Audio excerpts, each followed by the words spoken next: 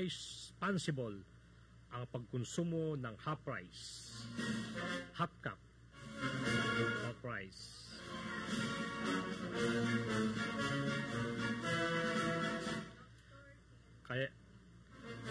Kaya tumutok na po kayo sa ating programa at kasama po natin ang isa sa mga taga-PhilRice, ang ating kapapanayam, ang ating partner sa kanilang resource speaker,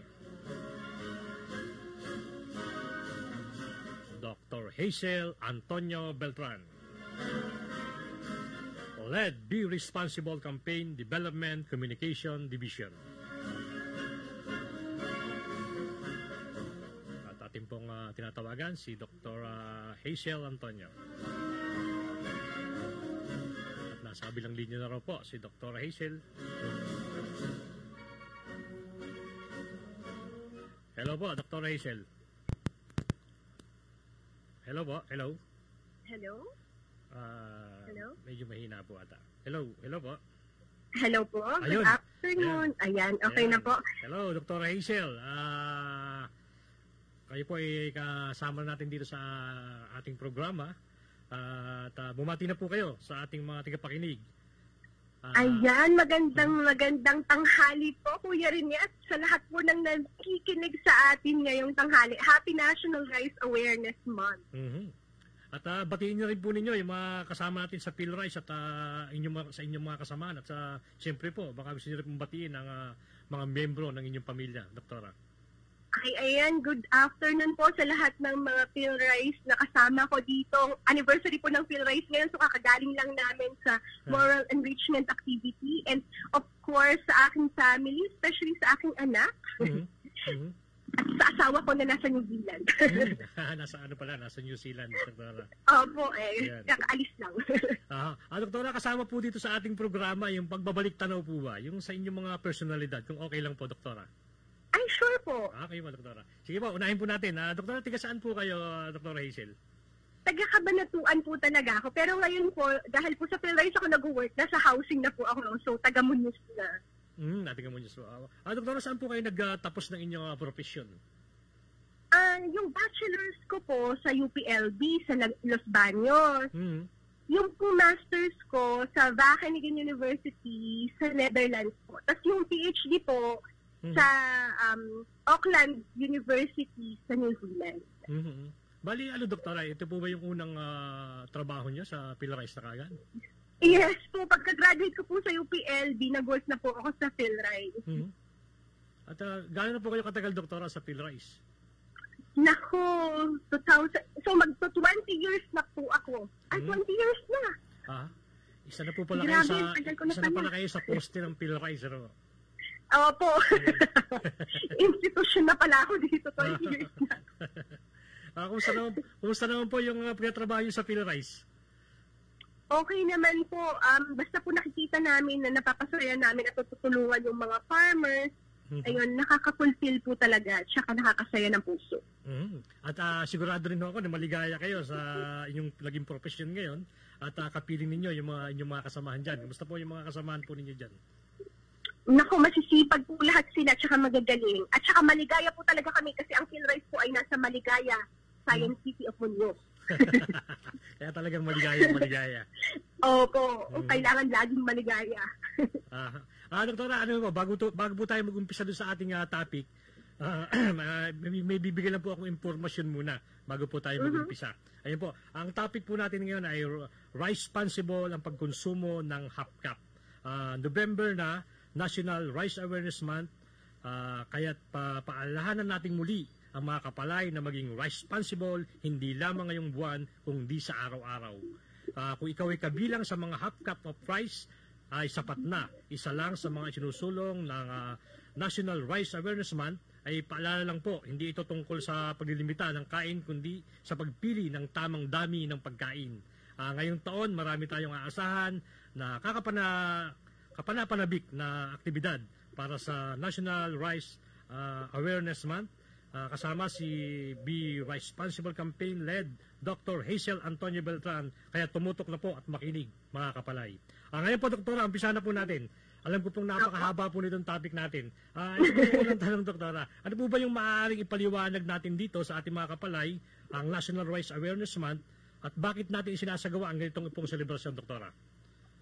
Alam niyo po, mula 2004, ang Nobyembre po ay isin-celebrate natin bilang National Rice Awareness Month. Mm-hmm. So ito po ay sa bisa ng Presidential Proclamation 524 series of 2004. So ang goal po talaga natin ay para mapaalala sa lahat ng Pilipino kung gaano kahalaga yung kanin sa ating buhay. Mm-hmm. So dahil po mahalaga siya, kailangan nating suportahan yung mga farmers natin na sila yung nagpo-produce nun. So kailangan po natin silang tulungan, at kailangan po nating bilhin yung produkto nila para po maging sustainable yung farming.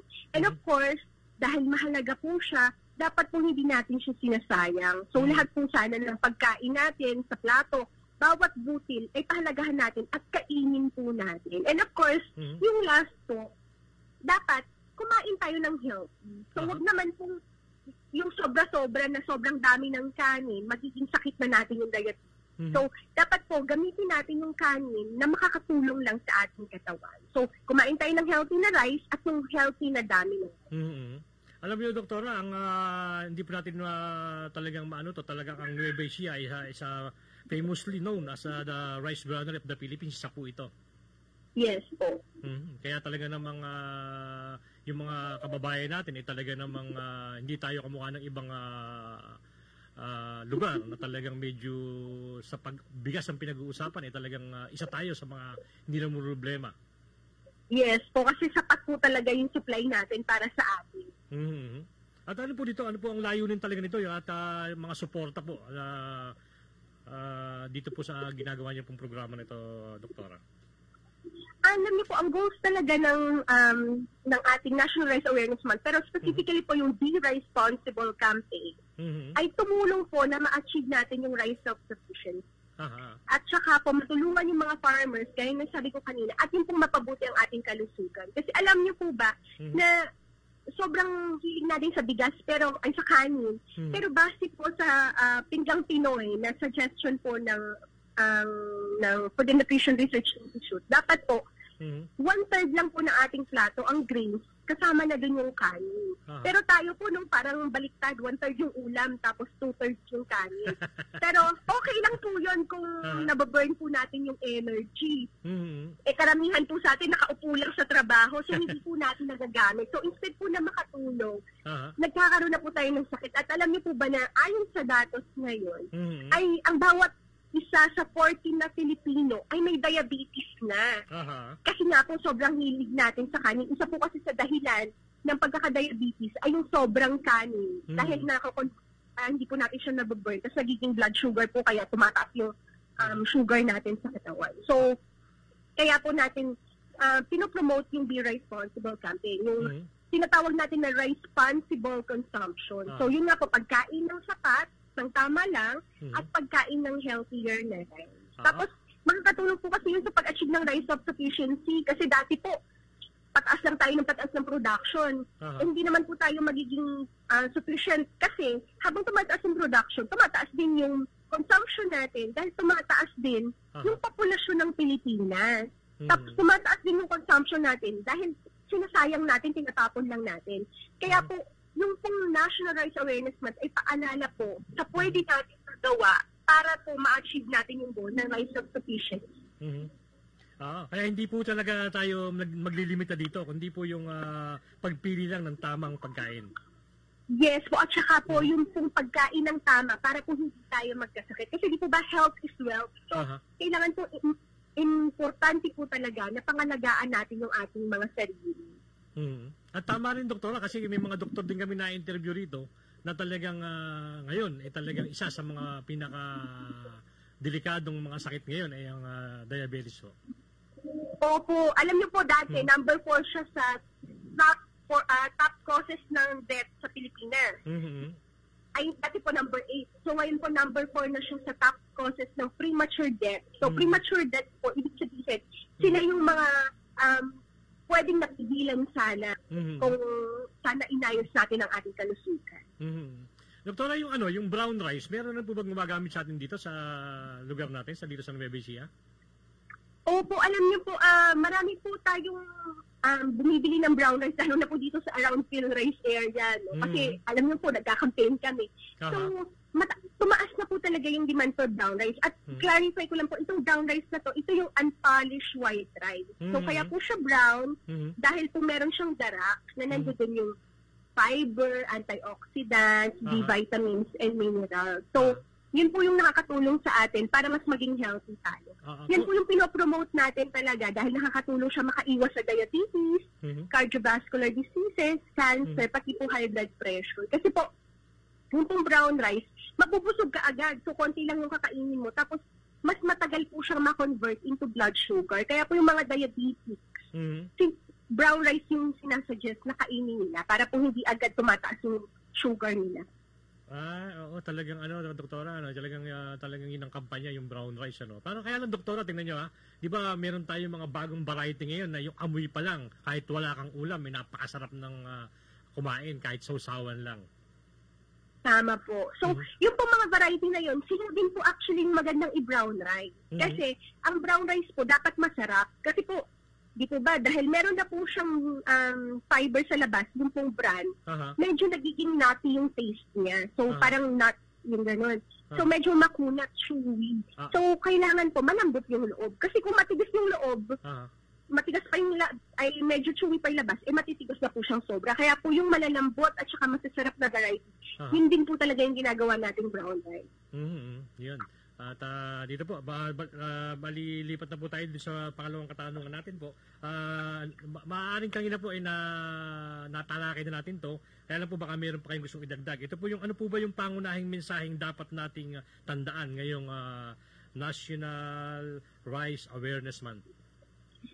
Lagi naman po natin talagang kinakampanya yung 4 na mensahe ng Be Responsible. So, of course po, sana tandaan nila na maging responsible tayo lagi. So, yung pong word na yun, nanggaling po yun sa word na responsable. Pero dahil po responsable sa rice, kaya ginawa natin responsible.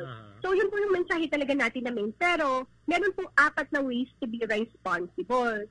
So, yung una po, yung pagkain ng rice mix, o yung abakada po kasi message natin yun, yung adlay, maisa ba at iba pa ay ihalo sa kanin. So, ito po yung rice mix. Tapos, yung brown rice ay kainin. So, ito na po yung na-mention natin kanina. And yung kakanin ay wag sayangin. And yung dapat bigas ng Pilipinas ang bilhin. So, ito naman po mga bigas na to, ito po yung pinroduce ng ating mga kooperatiba. Meron po tayo sa Zaragoza, ng Co-op, na pwede nilang bilhan ng bigas. Kasi, alam niyo po, mababa talaga yung kinkita ng farmers natin. Kaya tinutulungan natin sila na hindi magbenta ng fresh palay, kundi magbenta ng bigas sa mga institutional buyers para po tumaas yung income nila. So yun po, tuloy-tuloy po yung 4 na yan. Pero ngayon po, ang main message po talaga natin ay yung kakanin ay wag sayangin. Kaya po, hina-highlight natin this year yung tungkol sa half-cup rice. Ayun, kanina nabanggit natin, doktora, kanina, di ba, yung hindi tayo naglilimita dito sa pagkain. Kaya yes. Dito po, yun po yung naging mensahe natin isa ron. Dito po, lipat na po tayo sa isa sa mga isinusulong po natin ngayon, yung pagkonsumo ng half rice. Ano po ba ang layunin natin sa pagsulong nito? Sa buong bansa po, meron na po tayo na 47 na ordinansa na nagsasabi na dapat mag-serve sila ng half cup sa lahat ng mga restaurant at food establishment. Ang goal po talaga niyan ay hindi po talaga limitahan yung kinakain natin, kundi additional option po siya para po yung mga tao na gusto ng half cup lang, hindi kaya umubos ng 1 cup, ay maka-order ng half cup. Or, yun pong 1.5 yung gusto, maka-order din. Or yung 2.5 yung gusto, maka-order din. So, additional option po siya at magiging kalahati din po yung presyo. So, makakatulong po talaga siya sa ating mga consumers. Tulad po yung mga nagbabudget, yung kulang ng budget, ay konti lang kakainin ko kasi wala akong pera, gano'n. Tipid ako ngayon. Or, para po dun sa mga health conscious, yung po mga diabetes natin na kababayan na gusto po nila talaga na kalahati lang yung kainin. Kasi minsan po may natatanggap kami na sinasabi, gusto po sana namin hindi magsayang, kaya lang po, nung nag-order kami ng half, hindi po kami naka-order. Ayaw po namin sayan, kinain na lang po namin. May diabetes po kami, di po ba? So, para po matulungan yung mga yun, na hindi naman sila kailangan magsayang, Tapos hindi rin nila kailangan ubusin yung 1 cup dahil makakasama sa health nila. Tapos, may batas ba, doktora, na sa mga restaurant pwedeng umorder ng half rice? Yes po, sa Nueva Ecija po meron. So, meron pa po 47 na local ordinances na meron. Sa ngayon po, meron na din po tayong panukala sa Kongreso na magkaroon na ng half cup rice na batas. Tapos, tinatry na rin po natin yung executive order para po magkaroon na ng half cup. So, alam niyo po kasi yung pagkakaroon ng half cup, yun nga, makakatulong siya sa mga may diabetes, sa mga ayaw magsayang, at saka po yung mga nagtitipid or on diet. So, kaya po, isinusulong natin yan. Tapos, makakatulong po siya kasi para hindi masayang yung pagkain sa plato. Tapos, hindi rin tayo mapakain ng sobra. Kasi nga po, di ba, kapag kumain tayo ng sobra, yung kinain natin na hindi na kailangan ng katawan natin, waste na rin yun. Kasi instead na makatulong sa katawan natin, magiging cause pa ng karamdaman. So, yun po yung mga iniiwasan natin. Tsaka di ba ngayon, doktora, may isang hamon tayo na kinaharap ngayon sa industriya ng bigas sa Pilipinas. Talaga naman pong short tayo. Yes po. Kaya pwede natin isabay po dito to.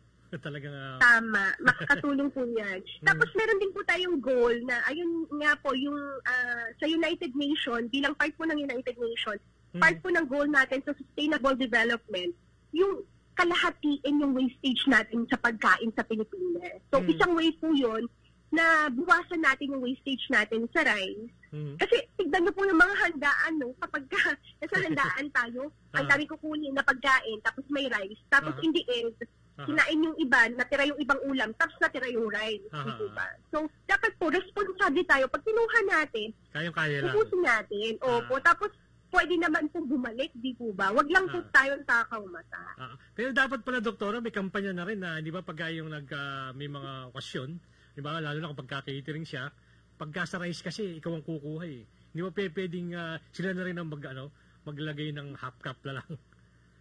Yun nga po, actually, yun nga po yung gusto natin sa goal na half cup ordinance, na sana maging default serving yung half. Tapos meron na lang po na parang isang serving tray kung saan pwedeng kumuha yung may gusto pa. Kasi alam niyo po, nag-attend kami ng conference, tapos ang dami nung sayang na rice kasi po plated yung meal.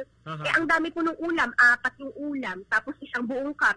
De syempre po, busog ka na sa ulam, tinira mo na yung rice. So, kaya po yung panukala talaga sana. Default serving, half cup sa plated.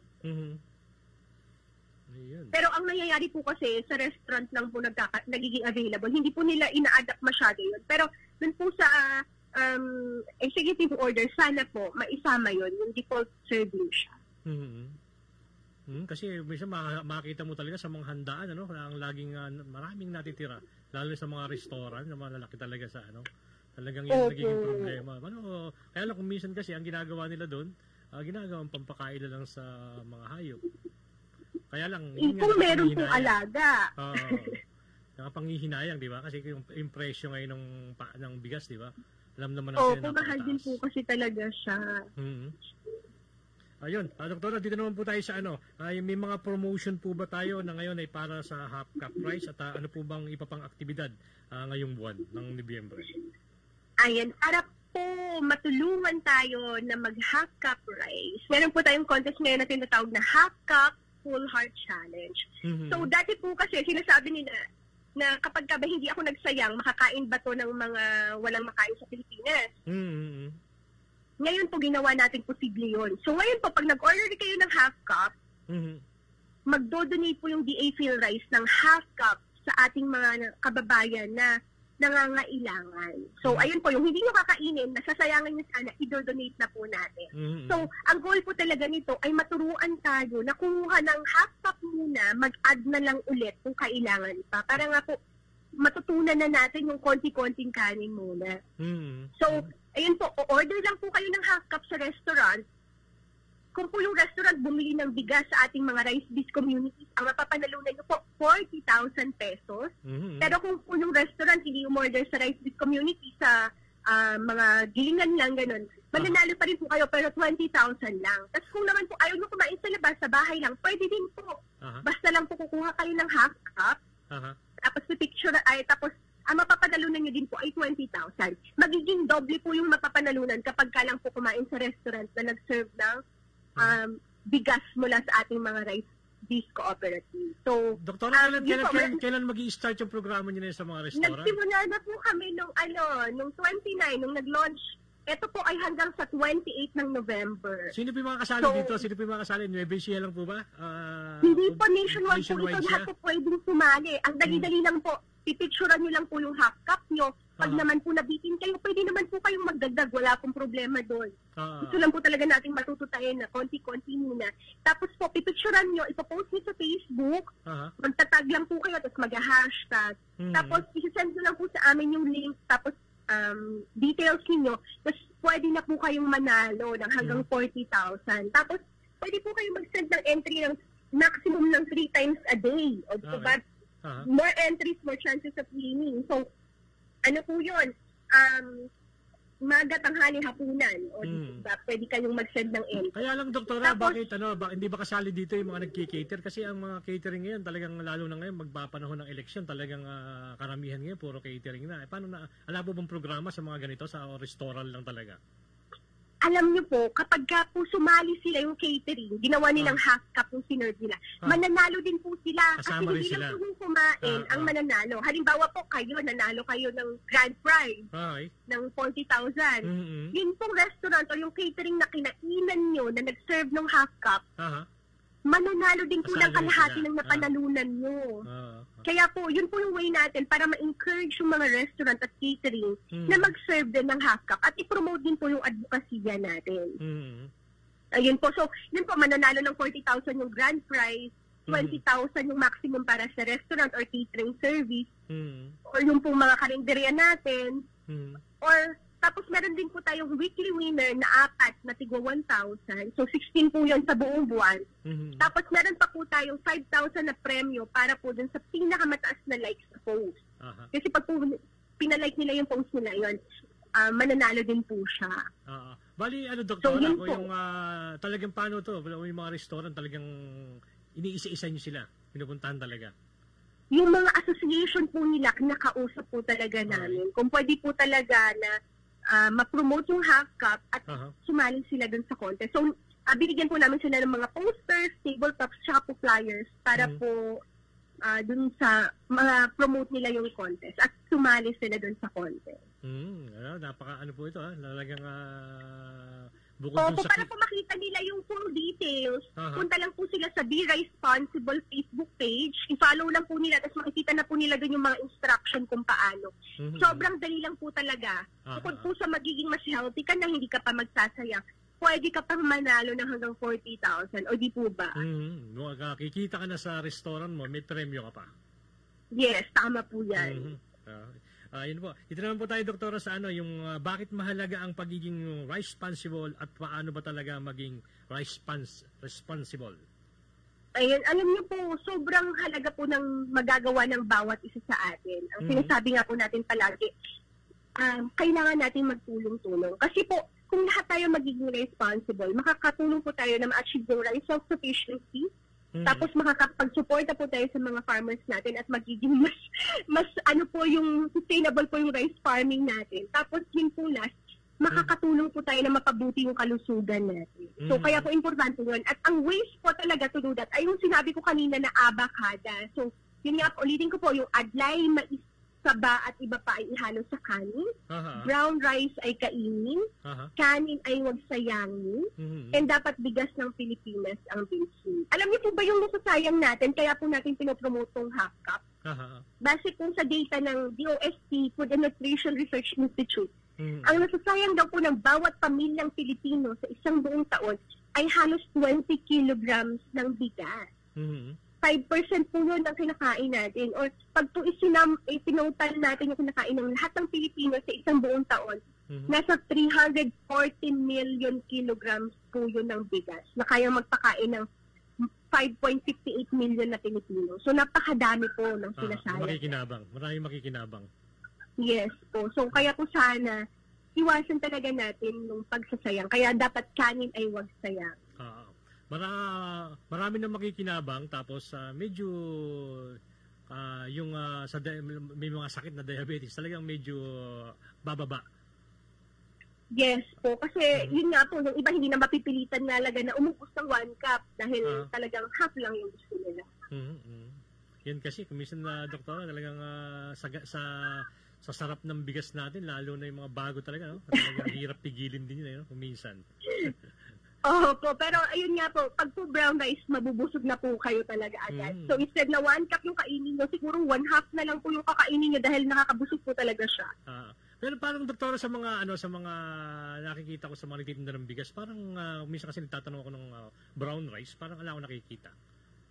Sa mall po, kahit po sa Pure Gold, nagkumunta tuloy ako. Sa mga malls, meron na po talaga tayong brown rice. Yung po sa palengke, yun po yung medyo mahirap. Kasi alam mo po yung palengke, hindi nakapack. Naka-ano lang siya, naka-kilo-kilo na. Naka-ano siya? Yes, naka-loose kasi sila, kaya hindi masyado silang nagbebenta. Kasi, alam mo, pag hindi masyadong properly packed tas nagtagal, masisira yung bigas kaya hindi nila masyadong ginagawa yun sa palengke. Kasi mas maganda sana, doktora, di ba, pag may nakita kang nagtitinda ng bigas, kasi maraming klase yan dapat sana may brown rice para, yun ang ipopromote na lang muna. Yes po. Actually, hindi yung ino-workout namin ngayon sa tulong po ng Department of Agriculture. Pinopromote din po natin na maging available siya at affordable. So, yung presyong palengke po talaga para lahat ng gustong bumili, makabili po talaga sila. Lalo na ngayon, di ba, doktora, medyo talagang hindi naman lingid sa ating kaalaman. Talaga namang karamihan sa ating mga kasamahan o mga kakilala na talagang ang pagbibili ng bigas lalo na sa mga Metro Manila talagang ginto sa kanila ang presyo ng bigas. Opo, kaya po talaga dapat nga nating pahalagahan kasi sayang din talaga yung bawat butil kapag hindi natin sila. Dito lang sa atin kasi parang hindi natin ramdam kasi di ba? Marami tayong pinagkukunan. Tama po. Pero kahit po sana hindi natin maramdaman, dapat pahalagahan pa rin. Oo, tama kasi minsan nga, doktora, pagka yung may mga doktor kami dito na ni-interview, yan nga ang isa sa mga nagiging problema, yung mga talagang diabetes, yan talagang pinagbabawa sila sa rice. Tama po. Ayun. Tayo po, bilang pagwawakas na, doktora, mayroon po ba kayong mensahe sa ating mga tigapakinig na hindi po natin natalakay po dito? Ayun po, gusto ko lang po i-remind na sana po lahat tayo maging responsible and please join our contest. Sobrang dali po nun. And sana po yung mga restaurants na nakikinig ngayon or may kilala kayong may-ari ng restaurants, please tell them to buy yung mga products po ng ating mga rice dish communities para po masuportahan sila. At para din po manalo tayo dun sa contest at yun po mga kakain sa atin mananalo din sila. Tapos marami pa po kaming contest ngayong November, yung pong pagpapalit ng profile picture sa Facebook, may TikTok contest po tayo na pwede nilang salihan. Bisitahin niyo lang po yung Facebook page ng DA PhilRice or ng P-Rice Responsible para po sa additional details or mag-text po kayo sa text center sa 0917-111-7423 para po malaman niyo yung iba pang detalye. Tapos sana po, ayun, maging responsible tayo, hindi lang ngayong araw, hindi lang ngayong buwan, hindi lang ngayong taon, kundi palagi tayong maging responsible. And sana po, sabihin din natin lahat ng kilala natin na maging responsible. Sundin po natin yung abakada. Tapos, para po makatulong tayo na ma-achieve yung rice self-sufficiency, makatulong po tayo sa ating mga magsasaka, and of course, para mapabuti ang ating kalusugan. Tapos, doktora, di ba, nabanggit yung kanina yung sa contest ng sa mga restaurant. Kailan po, hanggang kailan po ito? Hanggang sa November 28 po, yung half cup full heart challenge natin. November 28 po, yung half cup challenge. Yes po. Ayun, tapos doktora, yun nga, di ba nabanggit natin kanina na hindi lang naman restaurant ang mga sasali dito, na mga pwede rin yung mga nag-cater, kasama rin sila. Yes po, kasama din po, basta po mag-picture lang po, tapos yun pong contest actually, itatag po nung kumain kung sino yung nag-serve ng rice. So yung catering service, pwede po nilang itag. Tapos pag po nanalo sila, raffle po kasi siya kaya po mas more entries, more chances of winning. Pag po halimbawa ako nanalo, tapos kinainan ko yung restaurant, ay yung catering na yun, tapos tinag ko sila, yun po, mananalo din po sila. Tapos alam natin, doktor, di ba, last quarter na ngayon, bukod po ba dito may mga programa pa kayo na ipapatupad ngayon bago matapos ang taon? hanggang November po ito, pero marami po kaming ipapatupad simula next year. Mag-request po kami ulit ng interview sa inyo. Ayan po, hihintayin po namin yan, Doktora. Sige po, please, mag-join po kayo sa contest para marami tayong ma-donate sa ating mga less fortunate family. Oo, sana, Doktora, pagka yung mananalo dito sa contest na to, baka pwedeng ma-i-announce natin dito kung sino yung mananalo para kahit paano makita nila kung ano po yung ganda na naging resulta ng programa ninyo. Ay, sige po, sabihan ko po si Chrissy para ibigay po sa inyo yung winners. Pero ipopost din po namin yun sa Facebook page. Ayan, Doktora. At tayo po aabutan na ng oras, kaya Doktora, bibigyan ko na rin po kayo ng pagkakataon na magpaalam po sa ating mga tagipakinig na nanonood. Ayun, sige po, maraming salamat po and happy lunch for everyone. And please, wag po kayo magsayang ng kanin ngayong lunch and kumain lang po tayo ng tama. Thank you very much po. Kaya pala, Doktora, slim ka eh. Kaya siguro inumpisahan mo na. Ayun, maraming salamat po at kumusta lang po sa mga taga-PhilRise. Okay, thank you po. Good morning po ulit. Ay, good afternoon na pala, sorry. Okay ba. Sige, Doktora, maraming salamat po. Ayun po, at nakapanayam natin si Dr. Hazel Antonio Beltran.